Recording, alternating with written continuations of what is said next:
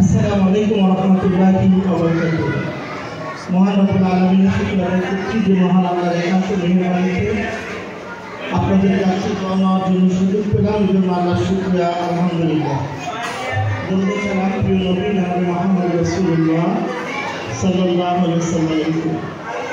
সম্মানিত মা এবং বোনেরা, অভিভাবকবৃন্দ, সুধী মণ্ডলী, আমার পূর্বে অধ্যাপক মনোরম সরকার স্যার বক্তব্য দিয়েছেন। উনি বলেছেন যে শিশুরা আমাদের সামনে এখন নেই, অতএব শিশুদের সম্পর্কে বলারও কিছু নেই। যা কিছু বলার ক্লাসে তাদের টিচাররা বলবে, মা হিসাবে, অভিভাবক হিসাবে, বাবা হিসাবে আপনারা তাদেরকে গাইডলাইন দেবেন, নার্সিং করবেন। তবে মা হিসাবে আপনার কি ভূমিকা হওয়া উচিত, আমি এ ব্যাপারে প্রত্যেক কথা বলে আমি আমার কথা শেষ করতে চাই। আমার পূর্বে অধ্যাপক মনোরম সরকার স্যার বলেছেন, ন্যাপোলিয়ন বোনাপার্টের একটি উদ্ধৃতি, if you give me a good mother I shall give you a good nation. তোমরা আমাকে একটি শিক্ষিতা মা দাও, আমি তোমাদেরকে একটি শিক্ষিত জাতি করার জন্য, একটা জাতি শিক্ষিত করার জন্য, একটা জাতিকে আলোকিত মানুষ করার জন্য, একটি জাতিকে হিউম্যান ভ্যালুসে প্রভাবিত করার জন্য, নৈতিক মূল্যবোধ জাগ্রত করার জন্য, ইনসানি কামিল হিসেবে ভালো মানুষ হিসেবে গড়ার জন্য মায়ের ভূমিকা সবথেকে বেশি। আলহামদুলিল্লাহ, মায়ের আমার দিকে তাকান, আলহামদুলিল্লাহ সেই ভূমিকাটা মায়েরা রাখে। আমরা অত্যন্ত খুশি। I am very happy on satisfied in my heart, mind and soul. মনের দিক থেকে, আত্মার দিক থেকে আমাদের ভালো লাগে, কারণ মায়েরা এখন অনেক সচেতন। আমাদের মায়েরা এখন সচেতন ছিল না, মায়েরা এখন অনেক সচেতন। শিশুদেরকে নিবিড় পরিচর্যা তারাই করে না, কারণ একজন মা তার জীবনের সবচেয়ে বড় ভালো শিক্ষক। একটা শিশুর জন্য তার ভালো শিক্ষক হলো তার মা। Mother is the best and first teacher of a child. একজন শিশুর জন্য সবচেয়ে ভালো টিচার হলো তার মা। আমি দেখি যে মায়েরা তাদেরকে নিবিড় পরিচর্যা করেন, আদর করেন, ভালোবাসেন, লেখাপড়ার জন্য সো মাচ সিরিয়াস হয়, যে সিরিয়াস আমাদের মায়েরা ছিল না। যার কারণে ছোট্ট ছোট্ট শিশুরা লেখাপড়া করে এখন অনেক বড় হচ্ছে, অনেক কিছু তারা জানে। কবি সুফিয়া কামালের কবিতা আমার মনে পড়ে। কবি সুফিয়া কামাল বলেছেন, আমাদের যুগে আমরা যখন খেলেছি প্রথম খেলা, তোমরা এখন সেই বয়সে লেখাপড়া করো। ছোট্ট ছোট্ট শিশুরা অনেক লেখাপড়া করে, অনেক আপডেট তাদের কাছে আছে, অনেক ফাস্ট চালা। ছোট্ট ছোট্ট শিশুদের জ্ঞান দেখে, পড়াশোনা দেখে, লেখা দেখে আমি বিস্ময় হই। এত জানি, এত বোঝে, এত পড়ে, এত সুন্দর লেখা, এত সুন্দর বাচনভঙ্গি, এত সুন্দর ম্যাথ, এটা আসলে ছোটবেলায় আমাদের ছিল না। এর কারণ একটাই, মায়েরা শিশুদের গড়ার ক্ষেত্রে তার জীবনের প্রথম এবং বেস্ট টিচার হিসেবে তারা ভূমিকা রাখছে। এজন্য শিশুরা অনেক কিছু জানছে, আলহামদুলিল্লাহ। কিন্তু এক জায়গায় আমাদের যুক্তি আছে, এক জায়গায় আমার আপত্তি আছে।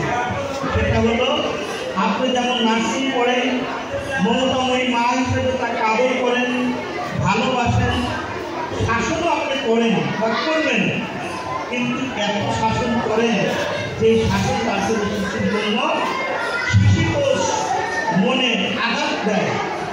মা হিসেবে আপনি করবেন। এরপর এক্সাম্পল, আমার ওয়াইফ, আমার একটা ছেলে আছে, ক্লাস 2 পড়ে, ওর মা ওকে পড়ায়, যতটুকু সময় পড়ায় তার থেকে বেশি ঘুম পায়। একেবারে 22 কিলো পড়ায় আমার বেটার উপরে। আমার খুব করুণা হয়, আমার ছেলের দিকে যখন তাকাই, আমার সন্তানের দিকে যখন তাকাই, তখন আমার কাছে মনে হয় এই পৃথিবীতে আমার ছেলের চাইতে অসহায় সন্তান আর পৃথিবীতে একটাও নেই। কিসের জন্য এত ধমক দেয়, কিসের জন্য এমন মানে তাকে তিনি ইনসাল্ট করছেন? একটা জায়গা খাতা দিয়েছে টিচারেরা, মায়েরা বলেন কি দিয়েছে? পরীক্ষার খাতা দিয়েছে।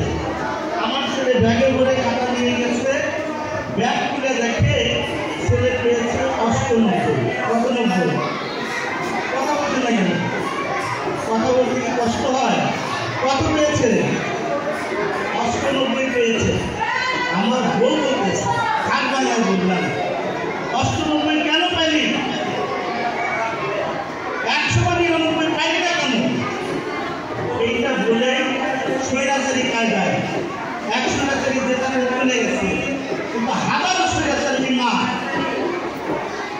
বাংলার ঘরে ঘরে আছে, এই সমস্ত শিশুদের উপরে স্বৈরাচারী কায়দায় তারা শাসন করে।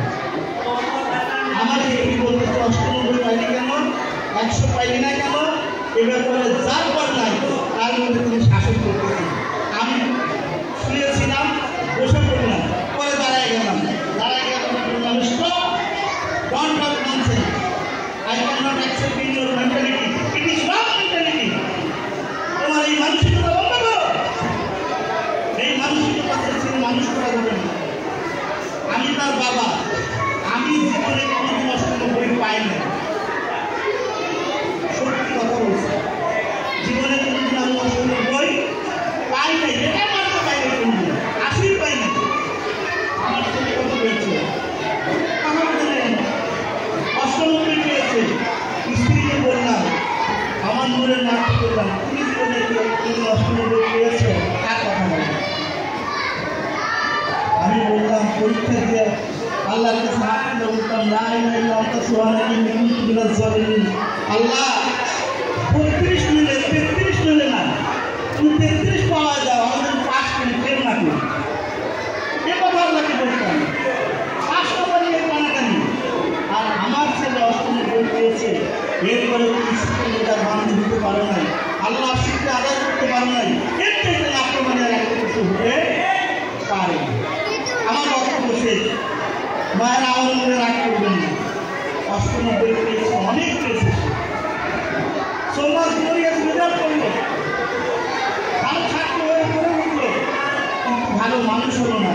আপনার সন্তান যদি ভালো মানুষ হিসেবে গড়ে উঠতে না পারে, আপনি মা হিসেবে ব্যর্থ হবে। এই জন্য আমি আপনাদের কাছে বিনয়ের সাথে অনুরোধ করবো, কত নম্বর পেল এটা দেখার বিষয় না, লেভেলটা ঠিক আছে কিনা, প্রতিযোগিতার স্কেলটা ঠিক আছে কিনা, আপনি এটা দেখবেন।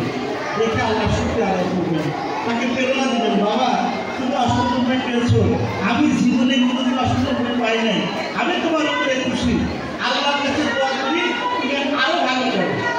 তাহলে কি শিশুর প্রেরণা পাবে না? কথা বলছেন না কেন? পাবে কি না?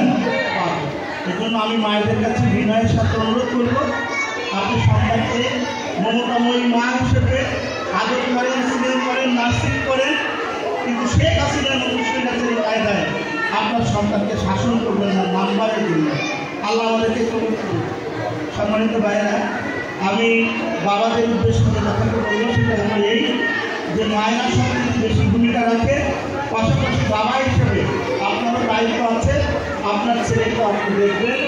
আজকে জীবনের প্রতি আজকে আমাদের সমাজে জীবনের হতাশা, জীবনের জিজ্ঞাসা, আসক্ত হয়ে মদ জুয়া মিলের ডাকে আজকে আমাদের সন্তানেরা জড়িয়ে গেছে। নৈতিক মূল্যবোধ বলতে কিছু নাই, বাইরে শিশু কি করে সেখানে আপনাকে ভূমিকা রাখতে হবে, তার সাথে আপনাকে ভূমিকা রাখতে হবে।